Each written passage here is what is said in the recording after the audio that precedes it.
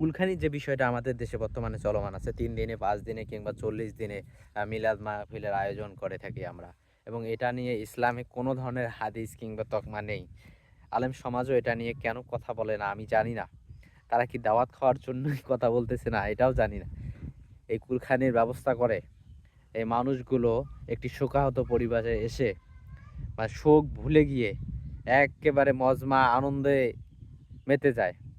আর এটি থেকে আমাদের বেরিয়ে আসা উচিত। ইসলাম এই ধরনের কুলখানিকে কখনোই সমর্থন করে না। আশা করছি বুঝতে পারছেন। সবাইকে ধন্যবাদ। আসসালামু আলাইকুম রহমতুল্লাহ। কুলখানির যে বিষয়টা আমাদের দেশে বর্তমানে চলমান আছে ৩ দিনে, ৫ দিনে কিংবা ৪০ দিনে মিলাদ মাহফিলের আয়োজন করে থাকি আমরা। এবং এটা নিয়ে ইসলামে কোনো ধরনের হাদিস কিংবা তকমা নেই। আলেম সমাজও এটা নিয়ে কেন কথা বলে না আমি জানি না। তারা কি দাওয়াত খাওয়ার জন্যই কথা বলতেছে না এটাও জানি না। এই কুলখানির ব্যবস্থা করে এই মানুষগুলো একটি শোকাহত